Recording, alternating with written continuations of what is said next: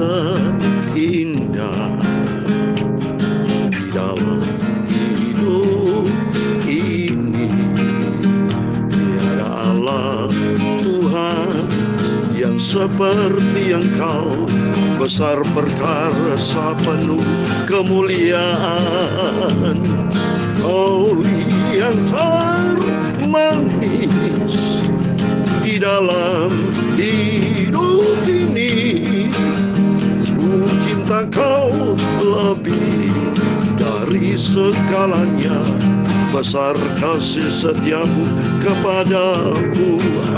Sembah Kau ya Allahku, tinggikan namamu selalu, tiada lutut tak bertelut.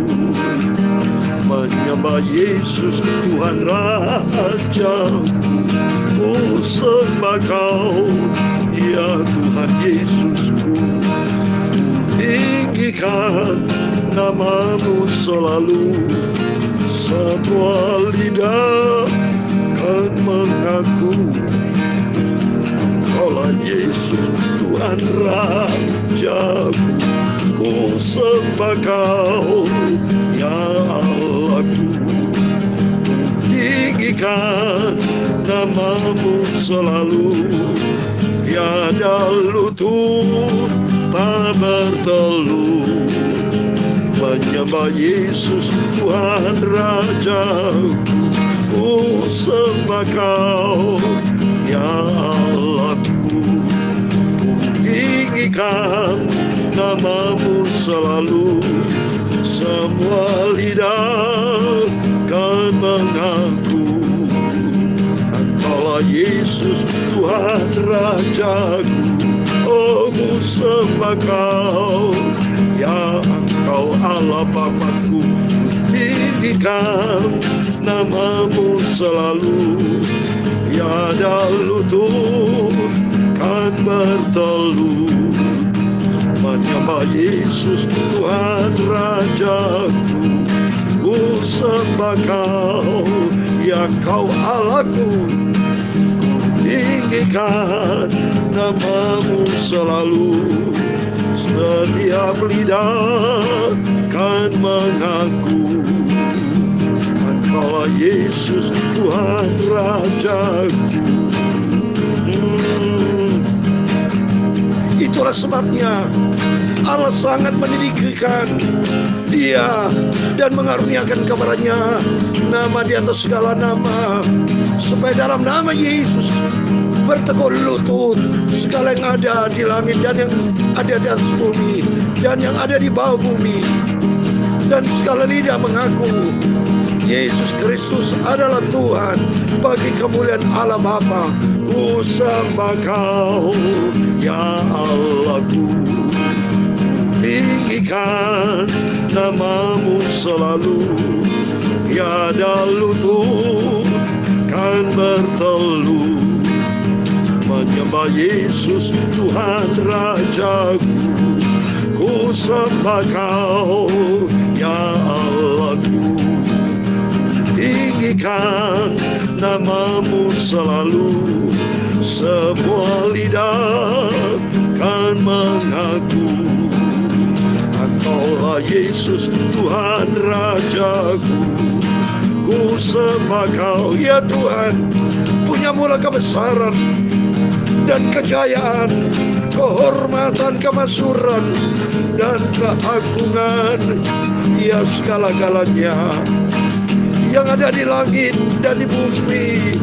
Ya Tuhan, punya mula kerajaan, dan Kau tertinggi itu melebihi segala-galanya sebagai kepala, sebab kekayaan dan kemuliaan berasal daripada-Mu, dan Engkaulah yang berkuasa atas segala-galanya.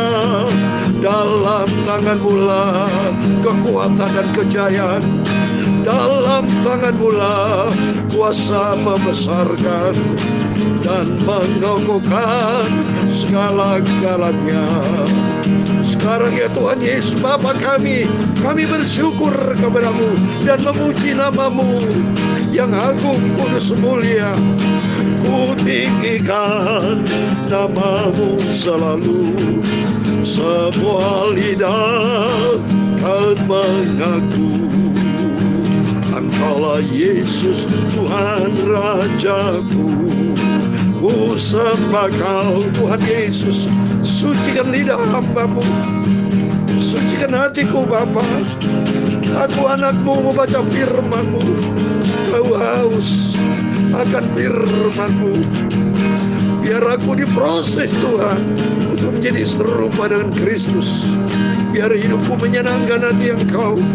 Ampuni Bapa segala dosaku, segala kejahatanku, kesalahan kelemahanku. Ampun Bapa.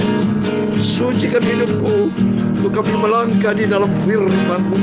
Segala puji, hormat, kebesaran, ketinggian, kemuliaan, keagungan, kesempurnaan, kekudusan, tempat tertinggi di atas segala-galanya bagi Allah Bapa di dalam kerajaan surga. Di dalam nama Tuhan Yesus Kristus kami hamba menakmu sedang berdoa. Haleluya. Amin. Puji Tuhan. Shalom dan selamat pagi kepada Bapak Ibu Saudara semua di dalam nama Tuhan Yesus Kristus. Dan selamat hari Minggu. Selamat kita beribadah kepada Tuhan baik onsite, online. Biarpun di tengah-tengah pandemi COVID-19 ini, tapi kita bersyukur kepada Tuhan kalau informasinya dan pemerintah sudah lebih menurun Bapak. Ini kemurahan Tuhan. Yang jelas Bapak Ibu, yang penting Bapak Ibu semua di dalam keadaan sehat, di dalam berkat perlindungan Tuhan. Kita hanya dari Yesus Kristus kita bisa sehat, ya, kita bisa berkumpul dengan keluarga, ya, kita bisa ibadah onsite, online. Ini semua kemurahan Tuhan. Yang penting kita semangat terus, roh kita menyala-nyala. Mulai pekerjaan Tuhan pada minggu pagi ini tanggal 6 Maret 2022.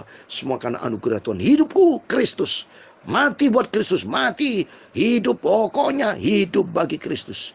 Kita mau semangat hidup untuk Kristus, hidup untuk menyenangkan hati Tuhan, hidup layak berkenan kepada Tuhan, karena sasaran kita nanti kerajaan yang tidak tergoncangkan di dalam kerajaan surga buat selama-lama. Amin.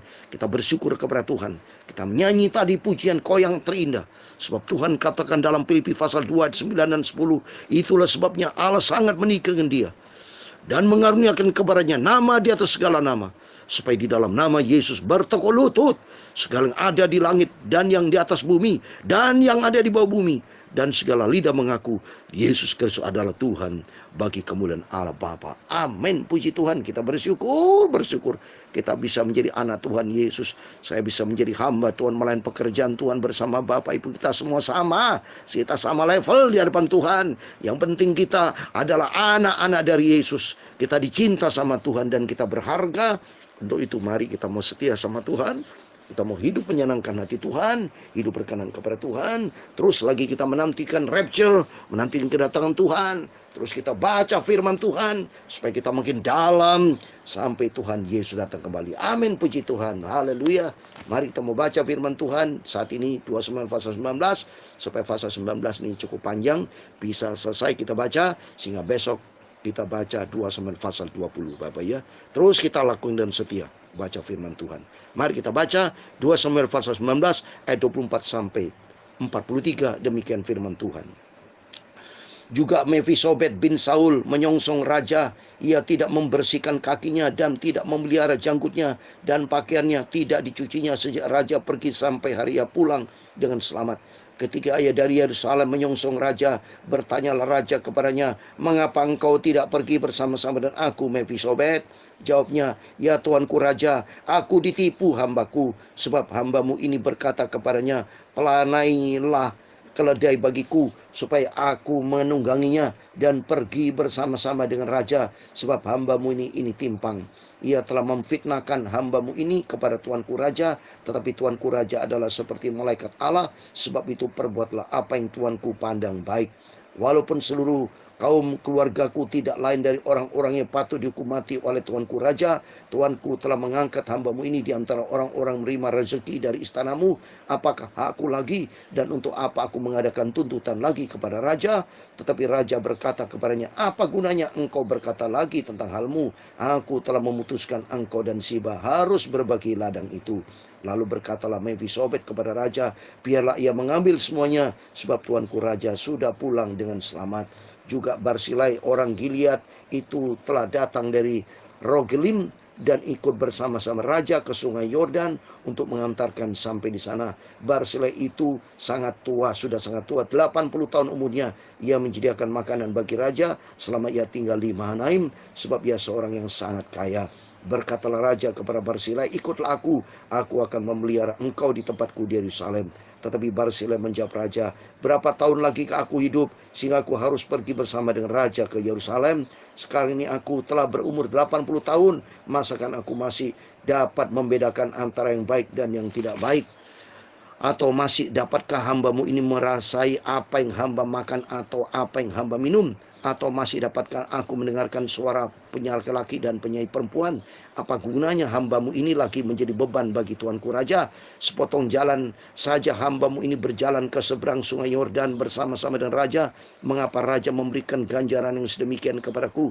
Biarkan hamba-Mu ini pulang sehingga aku dapat mati di kotaku sendiri, dekat kubur ayahku dan ibuku.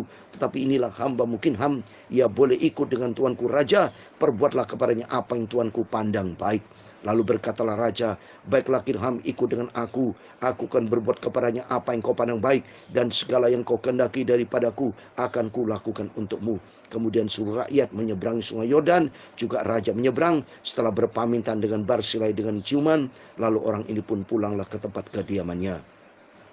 Sesudah itu berjalanan Raja terus ke Gilgal, dan Kimham ikut dengan dia. Seluruh rakyat Yehuda bersama-sama setengah dari rakyat Israel telah mengantarkan Raja. Tetapi seluruh orang Israel datang menghadap Raja dan berkata kepada Raja, mengapa saudara-saudara kami orang-orang Yehuda itu menculik Raja dan membawa dia menyeberangi sungai Yordan dengan keluarganya dan semua orang Daud menyertai dia? Lalu semua orang Yehuda menjawab orang-orang Israel itu, oleh karena Raja kerabat kami, mengapa kamu menjadi marah karena hal itu? Apakah kami makan apa-apa atas biaya Raja? Apakah kami mendapat keuntungan? Tetapi ayat 43 terakhir, tetapi orang-orang Israel itu menjawab orang-orang Yehuda, kami 10 kali lebih berhak atas Raja. Sebagai anak sulung kami melebihi kamu. Mengapa kamu memandang kami rendah? Bukankah kami yang pertama-tama harus membawa Raja kami kembali? Tetapi perkataan orang-orang Yahudi itu lebih pedas daripada perkataan orang-orang Israel. Amin, puji Tuhan. Demikian firman Tuhan yang sudah kita baca dengar. Kita bersyukur kepada Tuhan atas rahmat anugerah Tuhan. Kita semua di dalam keadaan sehat, bisa selalu baca firman Tuhan, selalu kita bisa rajin baca firman Tuhan dengan setia. Marilah kita mau cinta Yesus, kita mau setia, dan kita mau jadi pelaku firman Tuhan. Terbukti nyata karena kita setia cinta menjadi pelaku firman. Saya bersama Bapak Ibu dalam nama Tuhan Yesus Kristus senantiasa sehat. Amin, puji Tuhan. Sampai kita berjumpa dengan Yesus, kerinduan kita bersama. Mari kita mau setia cinta Yesus sampai kita rapture, diangkat sama Tuhan, tidak mengalami sakit apapun. Kalau Tuhan berkenan, saya tidak mau meninggal, saudara, tapi hidup sampai berjumpa dengan Yesus. Tapi tubuh saya bersama Bapak Ibu nanti sesuai dengan janji Tuhan, tubuh diubah dengan tubuh kemuliaan Tuhan. Karena Tuhan itu penuh dengan kemuliaan, Tuhan penuh dengan kebesaran, Tuhan penuh dengan kedahsyatan.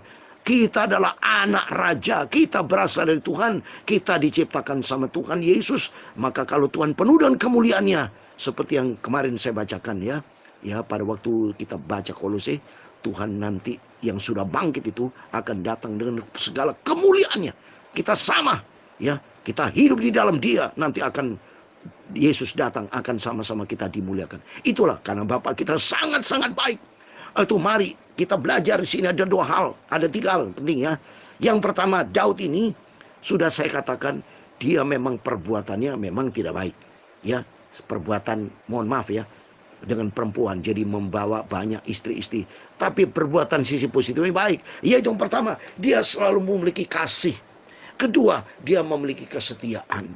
Dan dia sifatnya juga ketiga rendah hati. 3 itu sifat Daud ya. Ada cinta kasih, dia kesetiaan, ada rendah hati. Terbukti dia selalu nurut, ya. Pada waktu dia, mari satu-satu kita mau bahas. Dia punya sifat kasih. Dia berjumpa dengan Mefisobet, keluarga dari Saul, ya. Dia tetap setia kepada keluarga Saul. Biarpun Saul itu akan berapa kali membunuh Daud, ya. Tetapi Daud tidak pernah rasa dendam, dengki, membalas kejahatan-kejahatan. Tidak. Jadi sifat Daud, dia ikuti firman Tuhan. Itu memiliki kasih. Dan dia jaga kesetiaan. Terbukti nyata di sini, ya. Dia tidak marah kepada Mefisobet. Kenapa kau tidak jemput aku, ikut aku ke Yerusalem? Mefisobet, dia katakan, ya aku ditipu dengan hamba. Tapi Daud itu tidak marah kepada Mefisobet. Dia selalu jaga kasihnya, jaga kesetiaannya. Demikian juga kehidupan kita. Supaya kita penuh dengan pengertian dengan saudara-saudara kita. Jangan mudah tersinggung, jangan mudah marah. Mari belajar kita memiliki kasih kesetiaan, ketiga rendah hati. Seperti Daud. Jadi Daud memiliki karakter Kristus. Makanya Kristus disebut keturunan Daud. Karena Daud ternyata dia memang orang berdosa. Kita semua orang berdosa. Ingat saudara, kita semua ada sama-sama orang berdosa. Banyak perbuatan-perbuatan kita jahat tidak berkenan sama Tuhan. Tapi mari, justru kita orang berdosa, orang jahat ini, kita berubah, kita bertobat. Yaitu apa? Memiliki kasih, memiliki kesetiaan. Seperti contoh memiliki kasih dan kesetiaan. Coba dia berkata di ayat 30. Lalu berkatalah Mefisobet kepada raja, biarlah ia mengambil semuanya, sebab tuanku raja sudah pulang dengan selamat. Tapi Daud berkata, dia 29. Tetapi raja berkata kepadanya, apa gunanya engkau berkata lagi tentang halmu? Aku telah memutuskan engkau dan Ziba harus berbagi ladang itu. Jadi dia membagi ladang-ladang yang dimiliki Raja Saul, tetap dibagi dua dengan Ziba, ya, dengan Mefisobet. Jadi itulah kasih dan kesetiaan Daud, memiliki cinta kasih. Dan yang ketiga, Daud itu memiliki sifat rendah hati. Dia hormat kepada orang tua. Ya, Barsila umurnya 80 tahun. Barsila diajak sama Daud supaya ikut dengan Raja Daud. Tetapi Barsila tidak mau. Tetapi Daud menghormati orang tua. Akhirnya apa? Daud yang sudah nggak apa-apa. Nggak marah dia. Kalau raja yang lain marah kalau nggak dihormati, saudara. Ya, setiap kita saja, bukan rajanya, manusia saja gila hormat. Tapi mari kita semua saling rendah hati, memiliki cinta kasih seperti Tuhan Yesus. Yesus memiliki sifat kasih. Yesus kedua memiliki sifat kesetiaan. Saya sudah katakan kan, ya, Allah itu sifatnya kasih. Seperti di dalam surat 1 Yohanes, sifat Allah itu kasih. Oleh itu mari kita harus meniru seperti Kristus. Allah itu kasih seperti tertulis. Coba ini saya mau baca, ya. Allah itu sifatnya kasih. Di dalam 1 Yohanes pasal 4 ayat 8 dikatakan, barang siapa tidak mengasihi, ia tidak mengenal Allah, sebab Allah adalah kasih. Jadi mari kita mau ikuti sifat dari Tuhan Yesus. Kedua, ikuti jejak orang-orang di dalam Alkitab yang memiliki sifat karakter seperti Yesus. Contohnya Daud memiliki kasih. Dan kedua, Daud memiliki setia. Seperti apa? Yesus setia, seperti yang saya sudah bacakan di dalam 2 Timotius pasal 2 ayat 13. Saya mau baca demikian. 2 Timotius pasal 2 ayat 13. Jika kita tidak setia, dia tetap setia, karena dia tidak dapat menyangkal dirinya. Ya, oleh karena itu mari, kalau Yesus setia, terbukti nyata saudara dan saya. Ini karena kesetiaan Tuhan loh. Karena kasihnya Tuhan. Saya bisa melayani pekerjaan Tuhan.